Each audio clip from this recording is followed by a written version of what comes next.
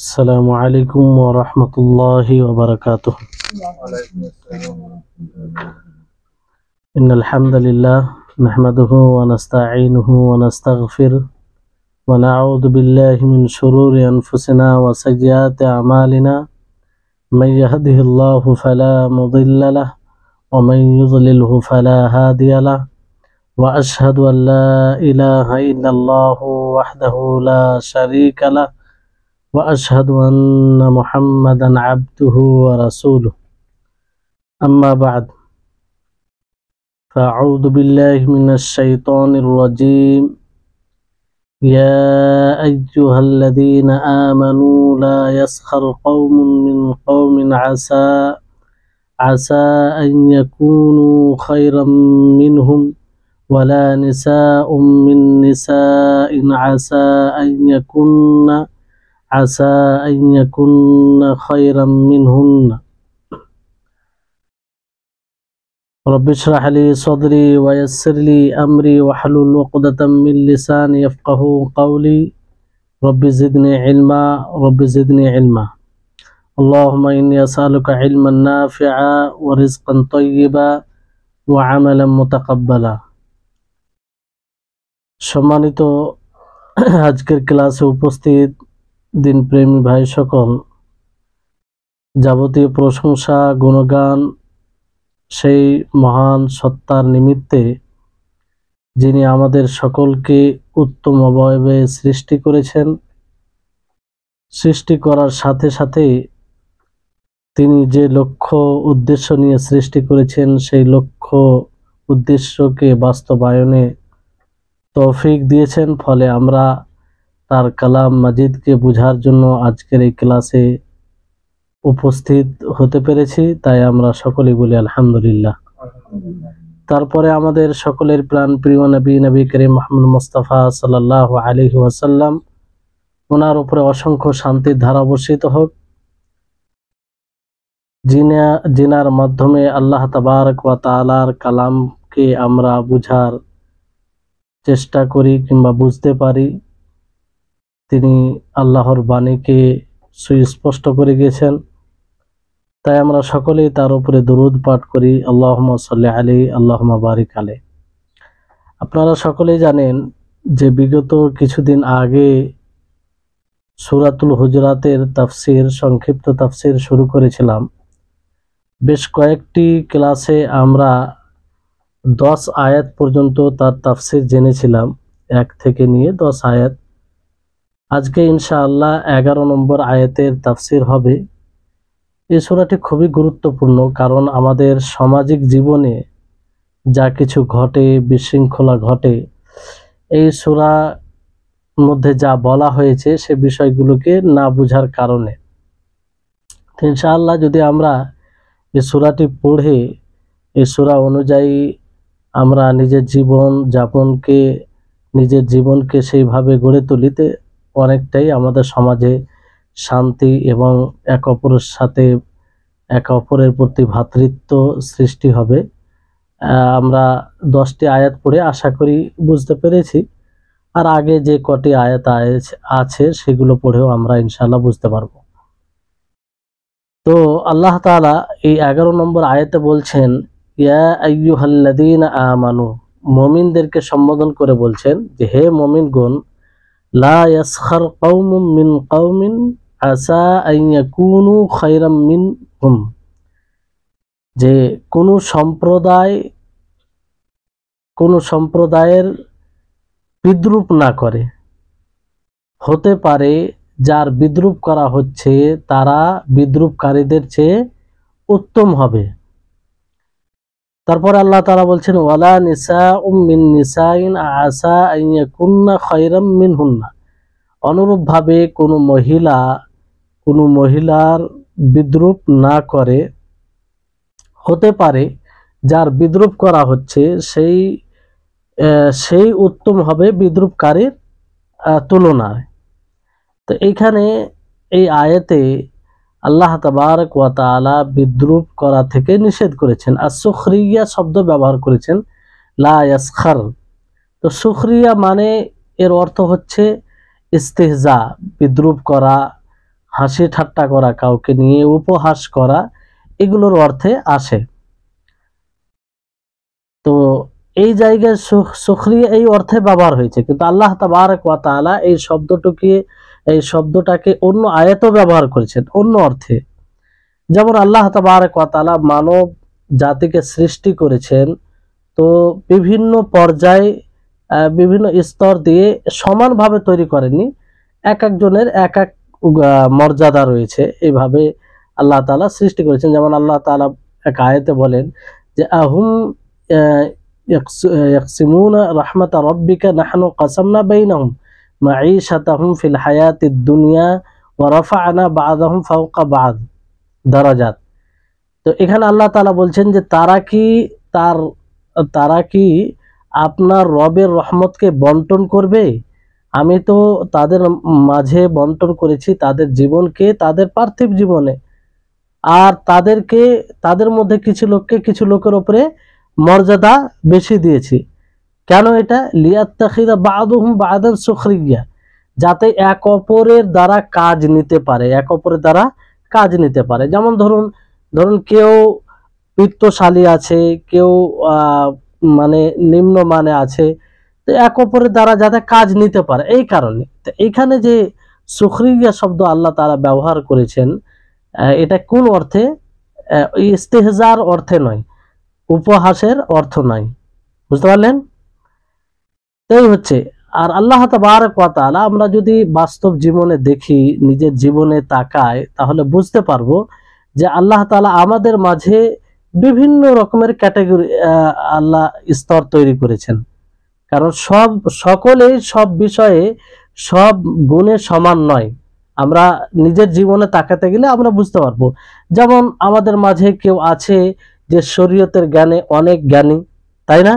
অনেকেই আছে যে জ্ঞানী নয়, কম জ্ঞান রাখে, মূর্খ। কেউ আছে যে আরবি ভাষায় পারদর্শী, তার পরিবর্তে হাদিস সেরকম বুঝে না, কিন্তু আরবি ভাষা বুঝে।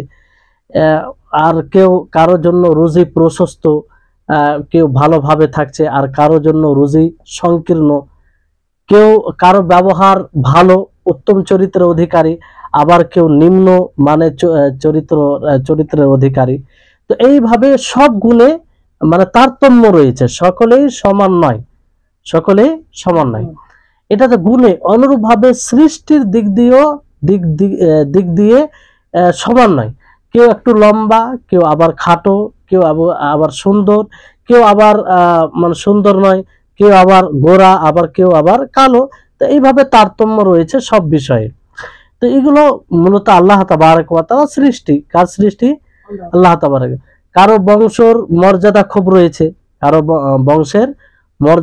রয়েছে, আবার কারো বংশের মর্যাদা নেই, কেউ বংশহীন, এরকম। এটা স্বাভাবিক, বুঝতে পারলেন? ফলে কেউ কারো উপহাস করতে পারে না, এটা আল্লাহ তাবারক ওয়া তাআলা সৃষ্টি। কেউ বড় হলেও এটা আল্লাহ তাআলার সৃষ্টি, কেউ ছোট হলো সেটা আল্লাহ তাআলার সৃষ্টি। এজন্য আল্লাহ তাআলা বলছেন, ইয়া আইয়ুহাল্লাযীনা আমানু লা ইয়াসখার কওমুম মিন কওমিন, যে কোনো সম্প্রদায় যাতে অন্য কোনো সম্প্রদায়ের কি না করে? উপহাস না করে, হাসি ঠাট্টা না করে। বুঝতে পারলেন? কারণ যাকে আল্লাহ তাআলা উত্তম করেছেন, যাকে গুণে গুণান্বিত করেছেন, এই গুণে গুণান্বিত করনেওয়ালা কে? আল্লাহ তাআলা। তো যার মধ্যে বেশি গুণ আছে তাকেও আল্লাহ তাআলা সেই গুণ দিয়েছে, যার মধ্যে কম আছে তাকেও আল্লাহ তাআলা দিয়েছেন। তো কাউকে নিয়ে হাসি ঠাট্টা করা, কাউকে নিয়ে উপহাস করা মানে মূলত আল্লাহর সৃষ্টি নিয়ে উপহাস করা। কেউ যদি খাটো থাকে, লম্বা কম থাকে, আর সেটাকে নিয়ে কেউ যদি উপহাস করে, তো মূলত আল্লাহর সৃষ্টির উপরে সে অভিযোগ করছে। কারণ যে খাটো আছে তাকে আল্লাহ তাআলা সৃষ্টি করেছেন, যে লম্বা আছে তাকে আল্লাহ তাআলা সৃষ্টি করেছেন। বুঝতে পারলেন? কেউ ধরেন একদম দেখতে ভালো নাই, নাক চেহারা দেখার মতো নয়, এই জন্য তাকে নিয়ে উপহাস করা। তো তাকে নিয়ে উপহাস করা হয় না, আসলে আল্লাহর সৃষ্টিকে নিয়ে অভিযোগ করা হয় যে আল্লাহ তাআলা সৃষ্টি করনেওয়ালা তো আল্লাহ তাআলা, তো তিনি সৃষ্টি করেছেন। তো এই ক্ষেত্রে আমরা যদি একটু ভেবে দেখি তাহলে বুঝতে পারবো যে এই সুখরিয়া, হাসি ঠাট্টা, উপহাস করা, এটা কোনো মতেই সঠিক হতে পারে না। আর কাউকে নিয়ে উপহাস করা কোনো গুণে, যেটা আল্লাহ তাবারক ওয়া তাআলার সৃষ্টি কিংবা যে কোনো বিষয়ে, এটা মূলত আল্লাহ তাআলা সৃষ্টির উপর অভিযোগ করা। যেমন আল্লাহ তাআলা বলেন, নবী করিম মুহাম্মদ সাল্লাল্লাহু আলাইহি ওয়াসাল্লাম একটি হাদিসে বলেন, লা তাসুব্বুদ দাহর ফাইন্নাল্লাহা হুয়াদ দাহর, যে তোমরা জামানাকে, কালকে গালি দিও না, সময়কে গালি দিও না, কারণ আল্লাহ তাআলা সময়কে সৃষ্টি কে করেছে? আল্লাহ তাআলা। তো সময়কে গালি দেওয়া, কালকে গালি দেওয়া, তার মানে কাকে গালি দেওয়া? আল্লাহ তাআলাকে। অনুরূপ ভাবে আল্লাহর সৃষ্টি নিয়ে উপহাস করা, কেউ কালো কুৎসিত এই কারণে যদি কেউ উপহাস করে, তো মূলত এটা তো আল্লাহ তাআলাই সৃষ্টি করেছেন, তো তার সৃষ্টি নিয়ে উপহাস করা হচ্ছে, তো তাকে মানে ছোট মনে করা হচ্ছে, মানে যদি দেখা যায় তো আল্লাহ তাআলাকে ছোট করে দেখা হচ্ছে, নাউজুবিল্লাহ। অনুরূপ ভাবে হাদিসে কুদসিতে নবী করিম মুহাম্মদ সাল্লাল্লাহু আলাইহি ওয়াসাল্লাম বলেন যে ইউযিনি ইবনু আদম ইয়াসুব্বুদ দাহর ওয়া আরাদ দাহর, যে আদম সন্তান আমাকে কষ্ট দেয়, আমাকে কি দেয়? কষ্ট দেয়, ব্যথা দেয়। কিভাবে? সে জমানাকে গালি দেয়, কালকে, সময়কে গালি দেয়। আর আমি জমানা, আমি কাল, আমি সৃষ্টি করেছি, বিয়াদিহি, আমার হাতে সবকিছু, উকাল্লিবুল লাইল ওয়ান নাহার, আমি রাত ও দিন পরিবর্তন করি। তো এখানে জমানাকে গালি দেওয়া মানে আল্লাহকে গালি দেওয়া, আল্লাহ নবী এটা স্পষ্ট করেছেন। বরং আল্লাহ তাআলা স্পষ্ট করেছেন হাদিসে কুদসিতে, আল্লাহ তাআলা বলেন, বুঝতে পারলেন? তো যে কোনো বিষয় নিয়ে উপহাস করা, ইস্তেহজা করা, মূলত আল্লাহকে নিয়ে ইস্তেহজা করা, কারণ এই স্রষ্টাকে আল্লাহ তাআলা, বুঝতে পারলেন? তো এই হচ্ছে একটা কারণ, কারণ যে গুণ অনুগ্রহ সেটা দিয়েছেন সেটা আল্লাহ তাআলা দিয়েছেন। আর দ্বিতীয় বিষয় হচ্ছে যে যাকে নিয়ে উপহাস করা হচ্ছে, যে বিষয়কে কেন্দ্র করে উপহাস করা হচ্ছে, ইস্তেহজা করা হচ্ছে, হতে পারে সে আগামীতে উত্তম হতে পারে, কিংবা সে সেই সময় তার থেকে উত্তম হতে পারে। অনেক সময় বিদ্রুপকারী, যার বিদ্রুপ করা হয় সে উত্তম হয় বিদ্রুপকারীর তুলনায়, উত্তম হয় কি হয় না? অনেক সময় উত্তম। আজকে হয়তো সে এরকম, আগামীকালকে, আজকে হয়তো সমাজে তার কোনো সম্মান নেই, এই জন্য তাকে হেয় মনে করে, তাকে নিয়ে হাসাহাসি করে, আগামীকালকে সে সম্মানিত হতে পারে। আল্লাহ তাআলা তাকে সেই পর্যায়ে নিয়ে যেতে পারে। এই জন্য কাউকে নিয়ে উপহাস করতে নেই। এই জন্য কিছু আসারে এসেছে এরকম ভাবে বলা হয়েছে যে মান আইয়ারা আখাহু বিযামবিন লাম ইয়ামুত হাত্তা ইয়ামালাহু, যে যদি যে ব্যক্তি নিজের ভাইকে কোনো গুনাহ দ্বারা, কোনো পাপ দ্বারা লজ্জিত করে, যেমন ধরুন একজন ব্যক্তি, আপনার বন্ধু, আপনার পাশে থাকে, সাথে থাকে, সে একদিন মদ পান করেছে, ঠিক আছে? তো মদ পান কিংবা গালি দিয়েছে, কিংবা কোনো অন্যায় অশ্লীল কাজ করে নিয়েছে, আর করে না। তো কোনো ব্যক্তি ওই ব্যক্তিকে যদি লজ্জা দেয়, তুমি অমুক দিন এই গুনাহ করেছো, এই পাপ করেছো, আজকে তুমি এরকম করছো, লজ্জা দেয়, তাহলে তার ব্যাপারে বলা হয়েছে যে সে মৃত্যুর আগে পর্যন্ত সে ওই কাজে লিপ্ত হবে, যে কাজ দ্বারা তাকে লজ্জিত করবে।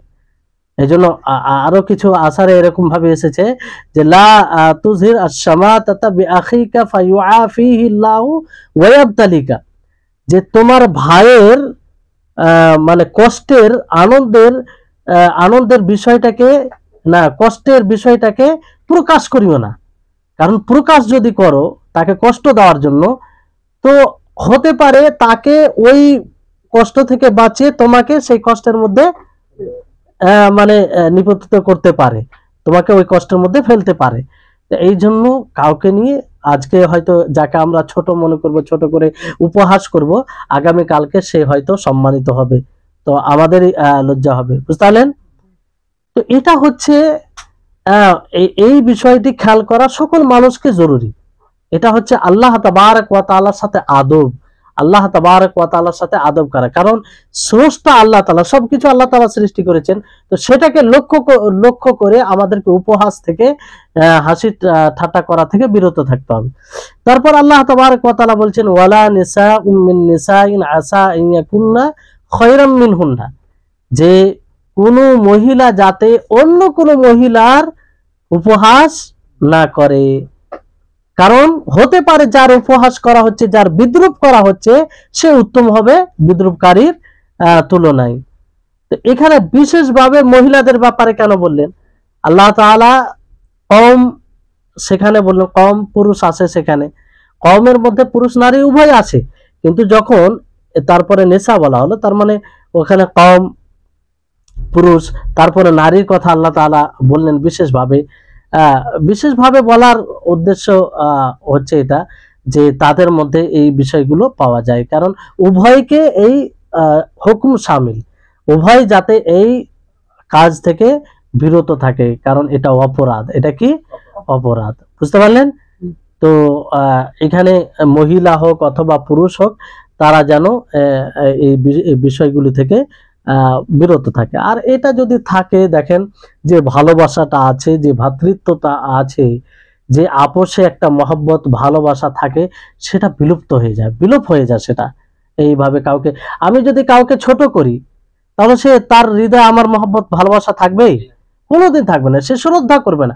আমি হয়তো তাকে ছোট মনে করে তার উপহাস করলাম, এই তুমি কালো, কিংবা তুমি গরিব, তোমার কাছে কিছু নেই, উপহাস করলাম, তো তার হৃদয় থেকে আমার যে ভালোবাসা, আমার যে শ্রদ্ধা ছিল, এটা আর থাকবে না যদি এইভাবে আমরা অন্য কারো উপহাস করি, বুঝতে পারলেন? তো এর ক্ষতি অনেক আছে, এর ক্ষতি অনেক আছে। এই জন্য ইসলাম ধর্ম খুবই সুন্দর ধর্ম। ইসলাম এমন সুন্দর ধর্ম যে ইসলামকে অবলম্বন করতে গেলে মানবিক যে একটা চাহিদা রয়েছে, মানবতা যে একটা দাবি করে, সেই জিনিসটা এখানে পাওয়া যায়। এখানে এই সব বিষয়গুলো কোনো মানবতাও সমর্থন করবে না, যে একজন মানুষ অন্য মানুষকে হেয় করবে, অন্য মানুষের বিদ্রুপ করবে, বুঝতে পারলেন? তারপরে আরেকটি আদেশ আল্লাহ তাআলা বলছেন, নিষেধ করছেন আরেকটি অন্যায় থেকে, ওয়ালা তালমিজু আনফুসাকুম, যে তোমরা নিজেদেরকে কি করো না, দোষারোপ করিও না, নিজেদেরকে দোষারোপ করো না। এটা কিভাবে? মানে অন্যদের দোষ ত্রুটি তোমরা বের করো না, যে অমুক ছোট, অমুক লম্বা, অমুক কালো, অমুক মানে সাদা, মানে তাকে করার জন্য, মানে তাকে যেন খারাপ লাগে এই জন্য, এইভাবে যে কোনো তার আইব বলা, মানে ত্রুটি বের করা, হ্যাঁ, এইভাবে এটা আল্লাহ তাআলা নিষেধ করেছেন। তো এখানে ওয়ালা তালমিজু আনফুসাকুম, এই আয়াতের দুটি ব্যাখ্যা করা হয়েছে। কটি? দুটি। একটা ব্যাখ্যা হচ্ছে যে যে তোমাদের মধ্যে কোনো মানুষের যেন দোষারোপ না করে, দোষ ত্রুটি বের না করে, ত্রুটি বের না করে, কারণ প্রত্যেকজন অন্যজনের জায়গায় আছে, প্রত্যেকজন অন্যজনের জায়গায় আছে। আমাদের ভাই, সে আমাদের জায়গায়, এবং তাদের জায়গা আমরা, তো তার যদি আমরা দোষ ত্রুটি বের করি, তো মূলত নিজেরই দোষ ত্রুটি বের করা হলো। দ্বিতীয় অর্থ এটাই, মানে এরকম ভাবেই, যে আপনি যদি নিজের ভাইয়ের দোষ ত্রুটি বের করেন, তো স্বাভাবিকভাবে আপনার ভাইও আপনার দোষ ত্রুটি বের করবে, তাই না? তো যেমন গালি দেওয়ার ব্যাপারে এসেছে না, যে না, পিতা মাতাকে গালি দিও না, পিতা মাতাকে গালি দিও না, এই থেকে নিশ্চয় নবী সাল্লাল্লাহু আলাইহি ওয়াসাল্লাম বলেন, লাআনাল্লাহু মান লাআনা ওয়ালিদাইহি, যে ওই ব্যক্তির উপরে আল্লাহর অভিশাপ হোক যে নিজের পিতা মাতার উপরে অভিশাপ করে। তো সাহাবায়ে কেরাম জিজ্ঞাসা করলেন, ইয়া রাসূলুল্লাহ কাইফা ইয়ালানুর রাজুল ওয়ালিদাইহি, যে একজন ব্যক্তি পিতা মাতার কিভাবে অভিশাপ করে, কিভাবে লানত করে? তো বলেন, নবী সাল্লাল্লাহু আলাইহি ওয়াসাল্লাম বলেন, ইয়াসুব্বু আবার রাজুলি ফায়াসুব্বু আবাহু, যে কোন ব্যক্তির বাবাকে যখন গালি দেয়, যার বাবাকে গালি দেয়, সে তখন যে গালি দিয়েছে তার বাবাকে গালি দেয়। তো গালি দেওয়ার মাধ্যম হলো কি, হলো না? একজন ব্যক্তি যেমন যায়েদ খালিদের বাবাকে গালি দিল, তখন খালিদ কি করবে? খালিদ তার গালির কারণে খালিদ যায়েদের বাবাকে গালি দিবে, তো গালি দেওয়ার মাধ্যম হলো। তো এইভাবে মানে নিজের পিতামাতার উপরে মানে লানত করা, অভিশাপ করা, মানে ওটা এর মানে এটাই যে অন্যের পিতামাতাকে গালি দেওয়া, কারণ অন্যের পিতামাতাকে গালি দিলে সে বদলা নিতে গিয়ে তার যে গালি দিয়েছে তার পিতামাতাকে গালি দিবে, বুঝতে পারলেন? তো অনুরূপ ভাবে এখানে যে কোনো ব্যক্তির ত্রুটি বের করা, এটা মানে পিছে লেগে যাওয়া, তো এটা তার কারণ হবে। এই জন্য আল্লাহ তাবারক ওয়া তাআলা এখান থেকে নিষেধ করেছেন। সেটা যে কোনো ত্রুটি হতে পারে, সৃষ্টিগত ত্রুটি হতে পারে, আখলাক চারিত্রিক ত্রুটি হতে পারে, যে কোনো ত্রুটি হোক না কেন সেটা মানে তাকে কষ্ট দেওয়ার জন্য বলা যাবে না, কারণ এর স্রষ্টাকে আল্লাহ তাআলা। সে চারিত্রিক কিছু দোষণীয় বিষয় থাকতে পারে, সেই জন্য তাকে দুঃখ দেওয়ার জন্য বলবো, এটা উচিত নয়। একজন ব্যক্তি যদি পাপ করে, গুনহার কাজ করে, শরীয়ত বিরোধী কাজ করে, পরবর্তীতে সে ফিরে এসেছে, আবার সেই পুরনো ত্রুটিকে প্রকাশ করে স্পষ্ট করে তাকে বলা, লজ্জা দেওয়া, এটা কি? এটা গুনহার কাজ। আর এটা করেছে, আল্লাহ তাআলা মাফ করেছেন। তো সৃষ্টিগত, যেমন ধরেন কারো একটা পা নেই, একটা চোখ নেই, তো তাকে কানা বলা, হ্যাঁ, কিংবা চেহারা ভালো নয়, দেখতে ভালো নয়, কালো কুৎসিত, এই বলে তাকে বিদ্রুপ করা, কিংবা তার দোষ ত্রুটি বলা যে অমুক জন এরকম এরকম। তো এটা সৃষ্টি কে করেছে? আল্লাহ তাআলা করেছেন। আল্লাহ তাআলা ইচ্ছা করলে যে বিদ্রুপ করে তাকেও তো এইভাবে সৃষ্টি করতে পারতেন, বুঝতে পারলেন? তো এইভাবে কোনো ভাবে ত্রুটি কারো করা যাবে না, বুঝতে পারলেন? তারপরে আল্লাহ তাবারক ওয়া তাআলা বলেন যে এখানে একটা বিষয় আছে যে যদি ধরেন ত্রুটি আপনার ভাইয়ের মধ্যে কিছু পান, তো উত্তম নসিহার দাবি হবে যে আপনি তার সাথে যোগাযোগ করে তাকে বলবেন যে আপনার মধ্যে এই ত্রুটিটা পাওয়া যাচ্ছে, আপনি দূর করলে আপনার জন্য ভালোই হবে। কিংবা আপনি শরীয়তকে যদি মেনে চলেন, কিংবা শরীয়ত সম্মত কাজ হবে, এই ত্রুটিটা দূর করে দেন, হ্যাঁ, তাহলে তো কোনো সমস্যা নেই, আরো তার সাথে ভালো কাজ করা হলো, কল্যাণ করা হলো।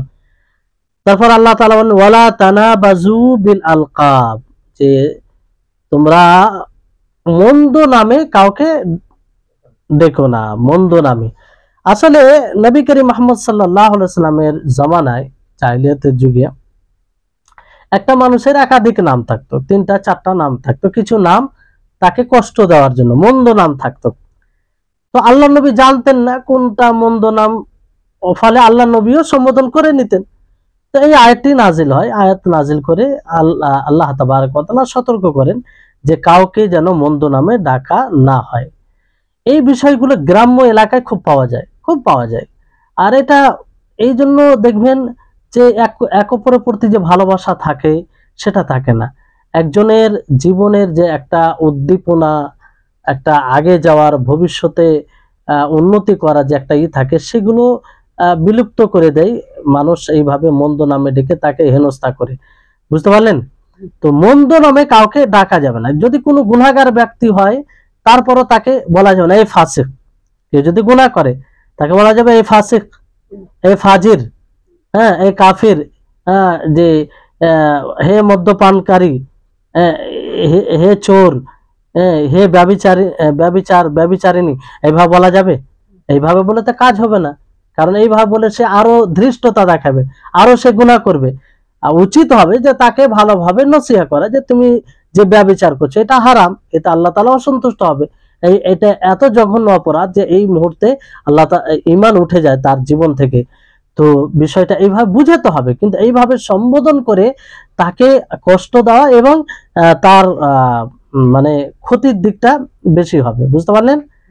তো এইভাবে কাউকে মন্দ নামে যদিও তার মধ্যে থাকে, এখানে বিষয়টা হচ্ছে এরকম, যদি কাউকে মন্দ নামে ডাকা হয়, যদি সেই মন্দ বিষয়টা তার মধ্যে থাকে, তাহলেও এটা নিষেধ, তাহলে এটা নিষেধ। আর যদি না থাকে তাহলে এটা তার উপরে মিথ্যা অপবাদ লাগানো হবে, বুঝতে পারলেন? এটা মিথ্যা অপবাদ। এই জন্য আল্লাহ তাবারক ওয়া তাআলা তারপরে কি বলেন, বিসাল ইসমুল ফুসুকু বাদাল ঈমান, যে ঈমানের পরে ফিসকি কাজ, এটা বড়ই মন্দ জিনিস, বুঝতে পারলেন? অর্থাৎ ঈমানের গুণ অবলম্বন করার পরে ফিসক, ইতাআত থেকে বের হয়ে যাওয়া, এটা বড় মন্দ বিষয়, বুঝতে পারলেন? তো মানুষ ফাসিক কবে হয়? ফাসিক তখনই হয় যখন কাবিরা গুনাহ করে। এটা কাবিরা গুনাহ, কাউকে মন্দ নামে ডাকা এটা কাবিরা গুনাহ, বড় গুনাহ। আর ছোট গুনাহ করলে ফাসিক হয় না, কিন্তু আবার ছোট গুনাহ যদি বারবার করে জানার পরেও, তার উপরে ধীর থাকে, তাহলে এটা ফের আবার বড় গুনাহ হয়ে যায়, কাবিরা গুনাহ হয়ে যায়, তখন সে ফাসিক হয়ে যায়। বুঝতে পারলেন? তো এখানে সুখরিয়া এবং তানাবুজ দুটোই হারাম, যে কাউকে নিয়ে উপহাস করা, কাউকে নিয়ে বিদ্রুপ করা এবং কাউকে মন্দ নামে ডাকা, এই দুটোই হারাম। আর এই দুটো জিনিসই যে করবে সে ফাসিক হবে। সে কি হবে? ফাসিক হবে। আর ফাসিক এতটাই যে ফাসিকের শাহাদা সাক্ষী গ্রহণযোগ্য নয়, অনেক বিষয়ে তার সাক্ষী গ্রহণযোগ্য নয়। এটা একটা লম্বা আলোচনা করা যেতে পারে যে ফাসিকের কোন কোন বিষয়ে তাদের গ্রহণযোগ্য নয়। আর ফাসিকের ব্যাপারে আল্লাহ তাআলা বিশেষভাবে বলেছেন কিনা, যে সূরা হুজরাতে পূর্বের আয়াতে আমরা পড়লাম না, ইয়া আইয়ুহাল্লাযীনা আমানু ইন জাআকুম ফাসিকুম বিনাবাইন ফাতাবায়ানু, যে যখন কোনো ফাসিক তোমাদের নিকটে খবর নিয়ে আসবে তখন তার যাচাই বাছাই করো। তাহলে ফাসিকের ব্যাপারে বিশেষভাবে এটা বলা হয়েছে। বুঝলেন? তারপর আল্লাহ তাআলা বলেন ওয়ামাল্লাম ইয়াতুবু ফাউলাইকা হুমুজ জালিমুন, যে যারা এইগুলো গুনাহ করার পরে তওবা করবে না তারা কি জালিম। তারা কি জালিম, মানে তারা জুলুমকারী। জালিম বলতে অন্যের উপরে জুলুম করছে, তারা নিজের উপরে জুলুম করছে। এক কবিরা গুনাহ, বড় গুনাহ, ফাসিক হয়ে যাচ্ছে, ফলে নিজের উপরেও জুলুম করা হচ্ছে। নিজের উপরে জুলুম হচ্ছে কি হয় না? এই জন্য কোনো গুনাহ করা, পাপ করা মানে কি? নিজের উপরে জুলুম করা। আদম আলাইহিস সালাম ওনার দ্বারে ভুল হয়েছিল, তখন কি বলেছেন আল্লাহ তাআলাকে? রব্বানা যালামনা আনফুসানা, যে হে আল্লাহ আমরা জুলুম করেছি নিজের নফসের উপরে। তো পাপ করা মানে নিজের নফসের উপরে জুলুম করা। তো এই ক্ষেত্রে এক জালিম, আর অন্যকে মন্দ নামে ডেকে, অন্যকে কষ্ট দিয়ে, অন্য দোষ ত্রুটি বের করে, অন্য বিদ্রুপ করে অন্যের উপরে জুলুমকারী। তো দুই দিক দিয়ে জুলুমকারী। বুঝতে পারলেন? তো যদি এই থেকে তওবা না করে তাহলে জালিম হবে। জালিম বলে সে মানে সে জালিম হবে। আর জালিম যারা জুলুম করবে এইভাবে, তাদের জন্য কিয়ামত দিবসে কি হবে? অন্ধকার হবে। জুলুম অন্ধকার, আর জুলম জুলমাত ইয়াউমুল কিয়ামা, যে জুলম কিয়ামত দিবসে তাদের জন্য অন্ধকার হবে, আলো থাকবে না। একজন মুমিনের জন্য তার আলো আশেপাশে ঘুরবে, তাকে সঠিক পথে, কিংবা তার জন্য সেটা রহমতের কারণ হবে। যে যতটা মুমিন হবে, যার যতটা ঈমান পরিপক্ক হবে, তার জন্য ততটাই আলো নূর হবে। আর যে যতটা জালিম হবে তার ততটা নূর বিলুপ্ত হবে এবং অন্ধকার হবে তার জন্য। বুঝতে পারলেন? এবার এখানে আল্লাহ তাআলা বলছেন যে যারা তওবা করলো না তারা জালিম। তো তওবা কি জিনিস? তওবা কি জিনিস, এই বিষয়টি আমাদেরকে বুঝতে হবে। তওবা কাকে বলে? তওবা বলা হয় যে আল্লাহর নাফরমানি থেকে তার ইতাআতের দিকে ফিরে আসা। তওবা কাকে বলা হয়? আল্লাহর নাফরমানি থেকে তার ইতাআতের দিকে ফিরে আসা, এটাকে তওবা বলা হয়। অথবা তওবা আল্লাহর পক্ষ থেকে যখন তওবা হয়, কবুল হয়, তখন আল্লাহ তাআলা কি করে? বান্দার গুনাহকে মাফ করে তার গুনাহগুলোকে নেকিতে পরিবর্তন করে দেয়। কিসে? নেকিতে, তার গুনাহগুলিকে নেকিতে পরিবর্তন করে দেয়। যেমন আল্লাহ তাআলা বলেন ওয়াল্লাযীনা লা ইয়াদউনা মা'আল্লাহি ইলাহান আখার ওয়া লা ইয়াকতুলুনা আন-নাফসা আল্লাতী হারামাল্লাহ, যে যারা আল্লাহর সাথে অন্য মাবুদকে ডাকে, তারা অন্য মাবুদকে, এটা একটা শিরকি কাজ। এবং কোন নফসকে, কোন জানকে তারা হত্যা করে না, যেটা আল্লাহ তাআলা হারাম করেছেন। তারপরে আল্লাহ তাআলা বলছেন, লম্বা আয়াত রয়েছে, যে শেষে বলছে ইল্লা মান তাবা, সে ব্যক্তি যে তওবা করে। কি করে? তওবা করে। ওয়া আমানা, এবং ঈমান নিয়ে আসে। ওয়া আমিলা আমালান সালিহা, এবং সৎ কর্ম করে। ফাউলাইকা ইউবাদদিলুল্লাহু সাইয়্যাতিহিম হাসানাত, তো আল্লাহ তাআলা তাদের গুনাহকে হাসানাতে, নেকিতে পরিবর্তন করে। আল্লাহ তাআলা কত রহিম, যে কোনো ব্যক্তি তওবা করলে, তার তওবাকে কবুল করলে আল্লাহ তাআলা তার গুনাহকে নেকিতে পরিবর্তন করে দেয়। আল্লাহু আকবার। তো তওবার দুটি অর্থ আছে, ঠিক আছে? যখন তওবা বলা হবে, এক অর্থ আসে যে তৌফিক, তওবার তৌফিক পাওয়া, এটা একটা তওবা। আর তৌফিক পাওয়া, আর একটা তওবা মানে হচ্ছে কবুল করা, আল্লাহ তাআলা কবুল করা। তো এই দুটোই অর্থ, যেমন একটি আয়াতে আল্লাহ তাবারক ওয়া তাআলা বলেন সেই তিনজন ব্যক্তি, যে তিনজন ব্যক্তি পিছিয়ে গেছিলেন যুদ্ধ থেকে, ওয়া আলা সালাসাতিল্লাযিনা খুল্লিফু হাত্তা ইযা যাকাত আলাইহিমুল আরদ, তখন তাদের জন্য জমিন সংকীর্ণ করে দেওয়া হয়, তাদের নফস সংকীর্ণ হয়ে যায়। হ্যাঁ, তো তখন তারা তওবা করে, ঠিক আছে, তো আল্লাহ তাআলা তাদের তওবাকে কবুল করেন। তো এখানে তওবা করলেন, সুম্মা তাবা আলাইহিম, এখানে তৌফিকের অর্থে, ঠিক আছে, সুম্মা তাবা আলাইহিম লিয়াতুবু, তারা তওবার তৌফিক হলো, তারপরে লিয়াতুবু, আল্লাহ তাআলা তাদের তৌফিক, তাদের তওবাকে কবুল করলেন, কবুলের অর্থ, বুঝলেন? তো যাই হোক, দুটো অর্থে এটা আসে। তো এই তওবার কিছু শর্ত রয়েছে। তওবা একটা গুরুত্বপূর্ণ ইবাদত, এই জন্য এই ইবাদত সম্পর্কে আমাদেরকে স্পষ্ট ধারণা রাখতে হবে। কখন, কোন সময়, কোন ক্ষেত্রে কিভাবে তওবা করতে হবে। সব গুনার ক্ষেত্রে একই তওবা নয়, কোন কোন গুনার ক্ষেত্রে তার শর্ত বেড়ে যায়, আবার কোন কোন গুনার ক্ষেত্রে তার শর্ত কমে যায়। তো প্রথম শর্ত হচ্ছে, ভালো করে শুনবেন, যাতে আমরা খেয়াল করি, কারণ আমাদের সকলের প্রয়োজন পড়ে, আমরা গুনাহগার, পাপী, সব রকম গুনাহ হয়ে থাকে আমাদের। তো তওবা করা জরুরি। আমরা কোনো সময় তওবা বিলম্ব করব না, যখনই গুনাহ হবে সাথে সাথে আমরা তওবা করব। কিন্তু তওবা কেমন হতে হবে? শর্ত সহ। সেই শর্তগুলো কি? 1 নম্বর শর্ত হচ্ছে যে খালিস নিয়তে আমরা তওবা করব, খালিস আল্লাহকে সন্তুষ্টি করার জন্য। এখানে যদি কারো ভয়ে তওবা করি, হ্যাঁ, বড় ভাইয়ের ভয়ে, অথবা পিতার ভয়ে, অথবা বাদশার ভয়ে, অথবা কোনো মখলুকের ভয়ে, তাই তওবা গ্রহণযোগ্য হবে? যেমন ধরেন যে একজন ছেলে চুরি করলো, তার বাবা বলছে যে বল আর কোনোদিন চুরি করবি না, সে ভয়ে বলে দিল যে তওবা করছে আর আমি চুরি করব না। তার হৃদয়ে এটা নিয়ত নেই যে আমি তওবা, আমি ছেড়ে দিলাম আর করব না, এটা আল্লাহর সন্তুষ্টির জন্য, তাই তওবা কবুল হবে? হবে না। যদি সন্তুষ্টি, আল্লাহর সন্তুষ্টির নিয়ত না থাকে তাহলে হবে না। তাহলে প্রথম যেটা শর্ত বুঝতে পারলেন যে ইখলাস থাকতে হবে, কারণ এটি একটা ইবাদত, এটি একটা ইবাদত, আর প্রত্যেক ইবাদতে ইখলাস থাকা বাঞ্ছনীয়। দ্বিতীয় শর্ত হচ্ছে যে যে কাজ করেছে, যে কাজ করার কারণে সে তওবা করছে, সে কাজের উপরে লজ্জিত হবে যে আমার দ্বারা এই কাজটি হলো কেন, আফসোস করবে। যেমন আমরা অনেক কাজ করি, আফসোস করি, কি করি না, এই কাজটা যদি নাই করতাম কত ভালো হতো, একটা লজ্জা, মানে লজ্জিত হয় মানুষ, ওই রকম ভাবে লজ্জিত হতে হবে। বারবার সে মানে তাকে বাধা, কেন করলাম, না করলেই তো ভালো ছিল, কেন করলাম, এটা করা উচিত ছিল না আমার।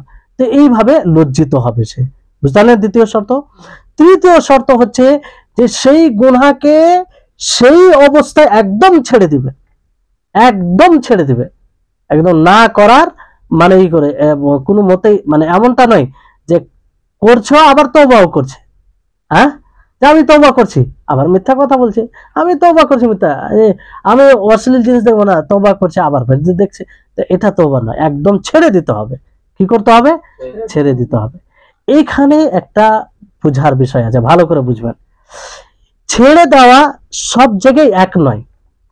যেমন ধরেন আপনার ব্যক্তিগত কোনো গুনাহ আছে, আপনি কোনো গুনাহ করেছেন, কোনো হারাম কাজ করেছেন, মানে নিজস্ব ব্যক্তিগত আল্লাহর হুকুকের সাথে সম্পৃক্ত বিষয়টি, তাহলে আপনি ছেড়ে দিলেন, সমস্যা শেষ, বুঝতে পারলেন? কিন্তু এখানে যদি অন্য কারো হক মেরে খান, আপনি অন্য কারো হক মেরে খান, তাহলে সেখানে আপনি তওবা কিভাবে করবেন? সেখানে তওবা কি করবেন? যেমন ধরেন যে আপনি কোনো ব্যক্তি কারো কোনো মাল চুরি করেছে, কি করেছে? চুরি করেছে, কিংবা আর কিছু মাল অন্যায়ভাবে নিয়ে নিয়েছে। তো সে মাল নেওয়ার পরে তো যদি বলে যে আমি তওবা করলাম আল্লাহর কাছে, এটা তওবা কবুল হয়ে যাবে না। এখানে শর্ত হচ্ছে যে যার কাছ থেকে মাল নিয়েছে তাকে পৌঁছে দিতে হবে, সে যে কোনো ভাবে হোক তাকে পৌঁছে দিতে হবে, কারণ এটা তার হক, এটা বান্দার হক, বান্দার হক তার কাছে পৌঁছাতে হবে, বুঝতে পারলেন? এইবার এখানে একটা বিষয় হচ্ছে, ধরেন যে শয়তানের চক্রান্তে পড়ে কোনো ব্যক্তি কারো মাল চুরি করেছে, টাকা চুরি করেছে কিংবা আর কিছু, এখন সে বুঝতে পেরেছে যে অন্যায় করেছে, আমি তার হক মেরে খেয়েছি, সে তওবা করতে চাইছে, আর তওবা করতে গেলে তার মাল তাকে পৌঁছে দিতে হবে।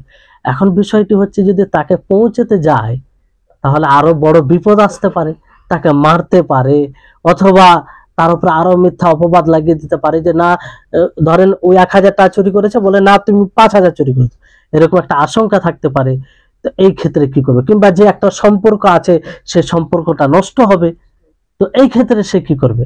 এই ক্ষেত্রে ওলামায়ে কেরাম বলেছেন যে এখানে যদি ব্যক্তি নির্দিষ্ট থাকে, জানা থাকে যে ওই ব্যক্তির মাল, যে মালটা চুরি করেছে, অন্যের নিয়েছে, সে মালটা কোনো এক ব্যক্তির এটা জানা থাকে, তাহলে সে কি করবে?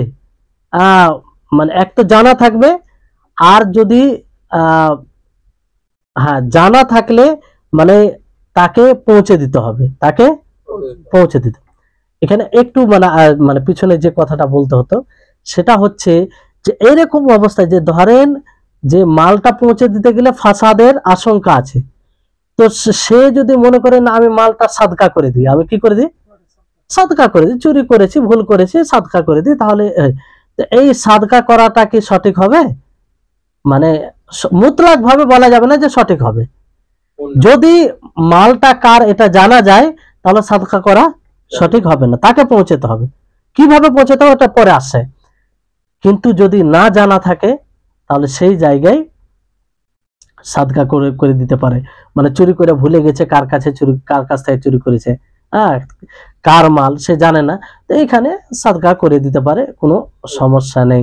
কিন্তু যখনই জানতে পারবে যে অমুক জনের মালটি ছিল, তাকে আবার প্রয়োজন হলে কিনে দিতে হবে কোনোভাবে, বুঝলেন? তো এখানে যখন চুরি করা মাল পৌঁছাবে, তো যার দ্বারাই পৌঁছাবে, এক তো কয়েক রকম পদ্ধতি আছে, যে কোনো ব্যক্তিকে বললো যে যাও তুমি এই মালটি দিয়ে দিবে, মানে যার দ্বারা পৌঁছাবে সে বললো যে আমি ওই ব্যক্তির এই টাকাটি চুরি করে নিয়েছিলাম, তখন বুঝতে পারিনি, শয়তানের চক্রান্তে পড়ে করে নিয়েছিলাম, আজকে বুঝতে পেরেছি, তো আমি চাই না যে এইভাবে আমার মৃত্যু হোক, তার হক আমি তার নিকটে পৌঁছে দিই।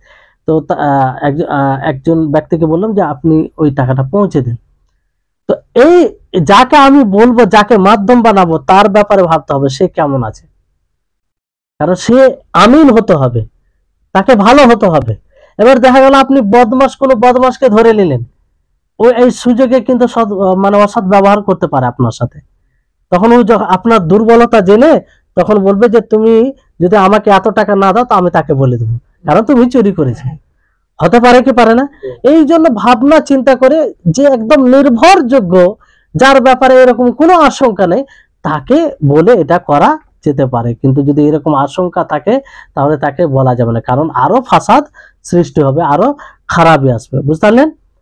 তো এইভাবে মানে আর যে ব্যাপারে মানে হবে, যখনই কারো মাল এইভাবে চুরি হয়ে যাবে আর যদি ফিরে আসে, তো সেই ব্যক্তিকে মেনে নেওয়া উচিত, আর বাড়াবাড়ি করা উচিত নয়।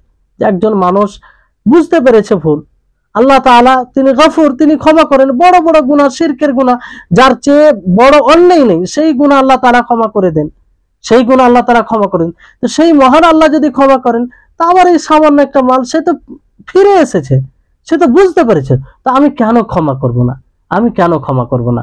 তো এই ভেবে ক্ষমা করে দেওয়া উচিত, বুঝতে পারলেন? তো এটা একটা বিষয় হলো, বুঝতে পারলেন? তারপরে আরেকটি বিষয়, আল্লাহ আমাদের সকলের হেফাজত করুক, সকলের হেফাজত করুক, যে বিষয়ে যে গুনাহে আমরা সকলে লিপ্ত, এটা উমুমে বালোয়া হয়ে গেছে, মানে প্রায় লোক এই গুনাহ থেকে বঞ্চিত কেউ নয়। গীবত, কারো গীবত করা এটাও তো কারো হক। কাউকে কষ্ট দেওয়া, কারো সম্মান হানি করা, কাউকে কারো নিকটে ছোট করা, গীবতের মাধ্যমে তো এটাই হয়। তো যদি কারো আপনি গীবত করে থাকেন আর সেই থেকে তওবা করতে চান, তাহলে কি করে তওবা হবে? আল্লাহকে বলবেন এই আল্লাহ আমি তওবা করছি আর জীবনে করব না, হয়ে যাবে? হবে না, কারণ আপনি অন্য কাউকে আঘাত দিয়ে রেখেছেন, অন্য কাউকে কষ্ট দিয়ে রেখেছেন, অন্য কারো আপনি সম্মান হানি করেছেন, অন্য কাউকে অন্যদের সামনে আপনি ছোট করেছেন। তো এটা করে আপনি আল্লাহর কাছে ক্ষমা চাইবেন সরাসরি, কি করে হয়?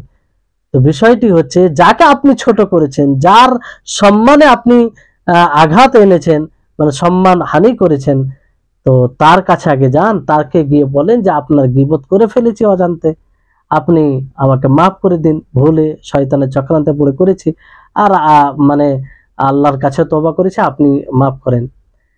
তো এখানেও সেই বিষয়টি আসছে, যে বিষয়টি মালের সম্পর্কে বললাম, যে দেখা গেল যদি আপনি তাকে বলতে যান যে আপনার অমুক মজলিসে আপনার গীবত করেছিলাম, তো তার সাথে যে সম্পর্কটা আছে সে সম্পর্কটা খারাপ হয়ে যেতে পারে। কি হতে পারে? খারাপ হয়ে যেতে পারে সে সম্পর্কটা। মানে ওই এতদিন তো জানছিল না যে আমার গীবত করেছে, কিন্তু এখন জেনে গেল, তার মানে এই সম্পর্কটা খারাপ হয়ে যাবে। বুঝতে পারলেন? তো এটার একটা ভয়, কিংবা আরো শত্রুতা শুরু হয়ে যাবে, যে তোমার জন্য আমার সম্মান গেছে, তোমাকে আমি ছাড়বো না। তো এরকম হতে পারে। তো এই ক্ষেত্রে কিছু কিছু ওলামায়ে কেরাম বলেছেন যে জরুরি, এরপরেও জরুরি তাকে গিয়ে বলা এবং তার কাছে মাপ চেয়ে নেওয়া। কিছু কিছু ওলামায়ে কেরাম বলেছেন যে না, জরুরি নয় তাকে গিয়ে বলা, বরং তার জন্য ইস্তেগফার করতে হবে, এবং যে মজলিসগুলোতে তার গীবত করেছে সেই মজলিসগুলোতে তার প্রশংসা করতে হবে। কি করতে হবে? প্রশংসা করতে হবে, তার গুণগুলো বর্ণনা করতে হবে। হ্যাঁ, এতে তার যেগুলো গুনাহ হয়েছে সেগুলো মাফ হয়ে যাবে। বুঝতে পারলেন? এই জন্য হাদিসে যেমন বলা হয়েছে যে কাফারাতুম, মানে হাদিসটি সঠিক কি বেটি জানি না, যে যদি গীবতকারীর কাফারা হচ্ছে যে তার জন্য ইস্তেগফার করা, তার জন্য ইস্তেগফার করা। তো এটা একটা মত। তৃতীয় মত হচ্ছে যেটা মধ্য কল আর গ্রহণযোগ্য এটা মত, সেটা হচ্ছে যার গীবত করা হচ্ছে সে যদি নির্ধারিত ব্যক্তি থাকে, জানা থাকে, তাহলে তাকে গিয়ে বলতে হবে এবং তার কাছে ক্ষমা চেয়ে নিতে হবে। বুঝতে পারলেন? তার কাছে কি করতে হবে? ক্ষমা চেয়ে নিতে। আর যদি না জানা থাকে, গীবত করা হয়েছে, মানে সে কোথায় আছে এখন জানা নেই, ঠিক আছে, তো তার জন্য কি করতে হবে? ইস্তেগফার করতে হবে, এবং যে মজলিসগুলোতে গীবত করা হয়েছে সেখানে তার প্রশংসা করতে হবে, তার ভালো দিকগুলো তুলে ধরতে হবে। আর এই মুহূর্তে যদি কোনো ব্যক্তি তওবা করে ফিরে আসে, তাহলে যার গীবত করা হয়েছে তাকে মাফ করে দেওয়া উচিত, কারণ সে ফিরে এসেছে, বুঝতে পেরেছে, তো এটাই তো বড় বিষয়, বুঝতে পারলেন? তাই ভাবে। চতুর্থ শর্ত হচ্ছে, সময় খুব লং হয়ে গেল, তারপরে শেষ করে দিই, যেহেতু বিষয়টি মানে তওবার শর্ত সংক্ষিপ্তভাবে শেষ করে দিয়েছে, যে চতুর্থ যেটা শর্ত হচ্ছে যে প্রতিজ্ঞা করবে, দৃঢ় সংকল্প করবে যে আগামীতে আর এই গুনাহ করবে না, একদম দৃঢ় সংকল্প, মজবুত সংকল্প করবে যে আগামীতে আর এই গুনাহ করবে না। বুঝতে পারলেন? এটা করার পরে যদি আবারও হয়ে যায়, তা আবারও সেই শর্ত সহ তওবা করবে। বুঝতে পারলেন? এমনটা নয় যে তওবা করে আবার হয়ে গেলে আর তওবা করা যাবে না, নিরাশ হয়ে যাবে না। আল্লাহর রহমত থেকে কখনো নিরাশ হওয়া যাবে না। সঠিক তওবা করলে ইনশাআল্লাহ কম হবে আস্তে আস্তে। বুঝতে পারলেন? পঞ্চম শর্ত হচ্ছে যে সময়ে তওবা করতে হবে, সময় থাকতে। কি থাকতে? সময় থাকতে তওবা করতে হবে। আর সময় দুই প্রকার, একটা তার সাথে সম্পৃক্ত সময়, আর একটা আম সময় থাকতে। তার সাথে সম্পৃক্ত তার মৃত্যু আসার পূর্বে, মৃত্যু চলে আসার পরে যদি কেউ তওবা করে, তাহলে তওবা গ্রহণযোগ্য হবে না। এই ব্যাপারে আয়াত রয়েছে, তওবা গ্রহণযোগ্য হবে না। আর আরেকটি সময়, যে কিয়ামত যখন সূর্য যখন পশ্চিম থেকে উঠে যাবে, তখন তওবা গ্রহণযোগ্য হবে না। তো এই সময়ের পূর্বেই তওবা করতে হবে, তাহলে তওবা গ্রহণযোগ্য হবে, নচেত তওবা গ্রহণযোগ্য হবে না। বুঝতে পারলেন? এই ব্যাপারে আয়াত বলা হয়েছে, সেগুলো আর বললাম না। তো যাই হোক, আল্লাহর কাছে আমরা দোয়া করব, আল্লাহ তাআলা যেন আমাদের সকলকে মানে সঠিকভাবে গুনাহ থেকে তওবা করার তৌফিক দান করেন, আর এই বিষয়টিকে ভালোভাবে যেন বোঝার তৌফিক দেন। আর এই 11 নম্বর আয়াতে যে জঘন্য কয়েকটি অপরাধ বলা হয়েছে, যে অন্যকে মন্দ নামে ডাকা এবং অন্যকে নিয়ে বিদ্রুপ করা, এগুলো ফাসিকি কাবিরা গুনাহ। এসব গুনাহ থেকে যেন আল্লাহ তাআলা আমাদের সকলকে বাঁচিয়ে রাখেন। আমরা যেন সকলের সম্মান করতে পারি, শ্রদ্ধা করতে পারি, এইভাবেই আমরা পুরো জীবনযাপন করতে পারি। আল্লাহ যেন আমাদের সকলকে তৌফিক দেন। ওয়া আখির দাওয়ানা আলহামদুলিল্লাহি রাব্বিল আলামিন। আসসালামু আলাইকুম ওয়া রাহমাতুল্লাহি ওয়া বারাকাতুহু।